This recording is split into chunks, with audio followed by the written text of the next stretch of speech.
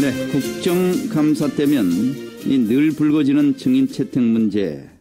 올해도 마찬가지입니다. 환경노동위원회에서는 이 문제로 이틀째 파행을 빚었고 정무위원회는 증인으로 채택된 재벌 총수들이 해외 출장 등을 이유로 대거 불참해서 증인 채택의 효용성에도 문제를 남겼습니다. 이런 가운데 국감 증인이나 참고인으로 채택됐을 때 먼저 서면 답변으로 출석을 대신할 수 있도록 하자, 이런 법안이 발의됐습니다. 법안을 대표 발의한 새누리당의 이상일 의원이 전화 연결되어 있습니다. 안녕하십니까? 네, 안녕하세요. 네. 자, 우선 법안 내용 좀 설명해 주시겠습니까? 그 배경이나 취지도요. 네. 서면 답변으로 이제 출석을 대신할 수 있도록 하자, 이제 이런 말씀하셨는데, 그러니까 일단 뭐 출석이 기본이라고 생각합니다. 네. 그러니까 이런 겁니다. 이제 우리가 증인과 참고인을 채택을 하면 출석 요구서를 보내거든요. 네.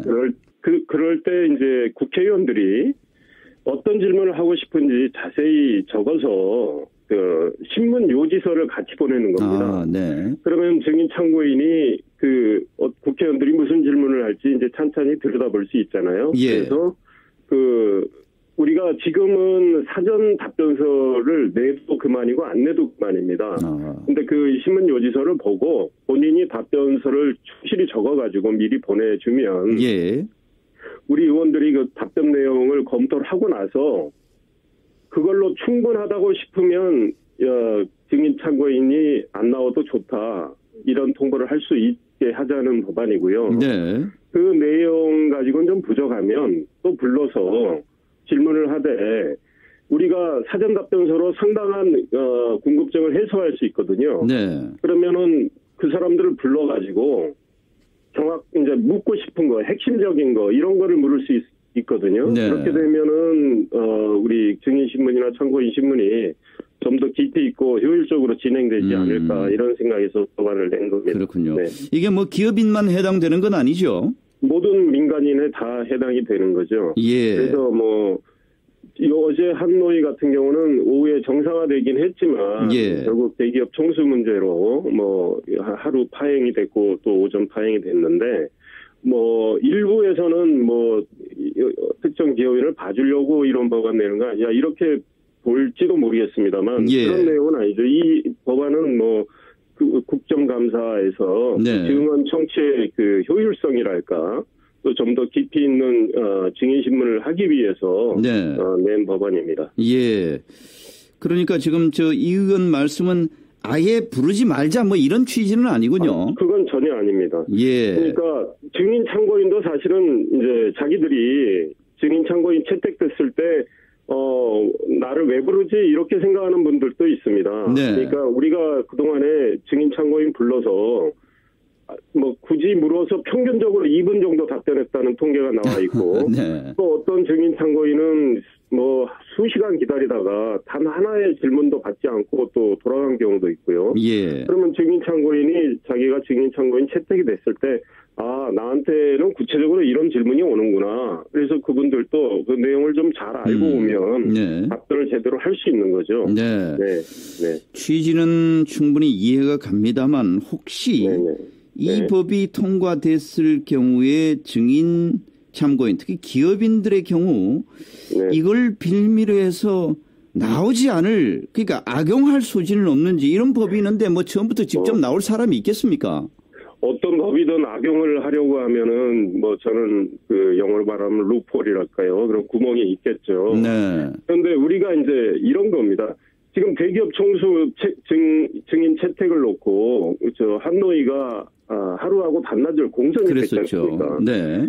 그러니까 결국은 이 법이 있든 없든 그 여야가 의견을 모으지 않으면 증인 채택은 안 되는 경우가 많죠. 네. 그러니까 우리가 증인 참고인을 채택할 때 합당한 사유가 있어야 되겠죠. 그러니까 서로 여든 야든 불이한 주장을 했을 때는 채택되기 어렵다는 거고요.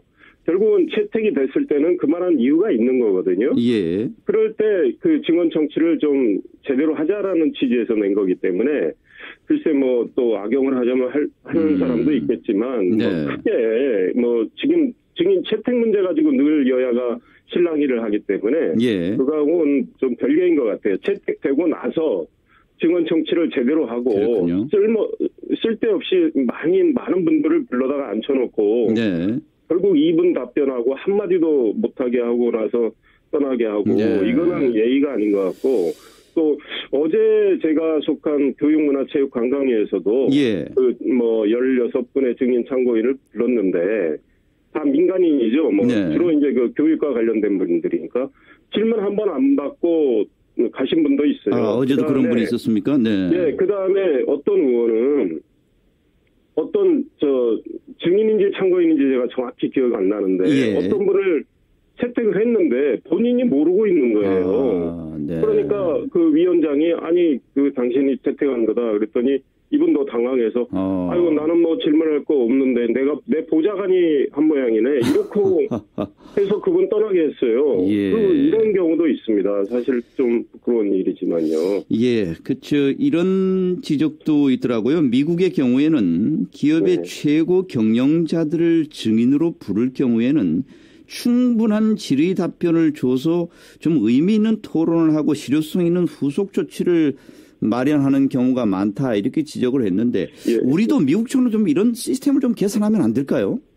우리하고 미국 의회 체계가 좀 다른 거로 알고 있고 저도 중앙일보 워싱턴 특파원을 했기 때문에 예. 미국에서 4년 6개월 있었습니다. 그런데 미국은 기본적으로 우리로 치면 국정조사 시스템으로 봐야 될 것 같아요. 그러니까 네. 미국은 청문회가 활발하게 이루어지고 있고 미국 상하원에서는 하루에 한 30여 개의 청문회가 늘 열리고 있습니다. 근데 네. 우리도 국정조사에는 그 청문회 제도를 도입하고 있지 않습니까? 예. 근데 2010년의 경우에 그 도요타 렉서스에 문제가 있어서 리콜 사태가 대규모로 났습니다.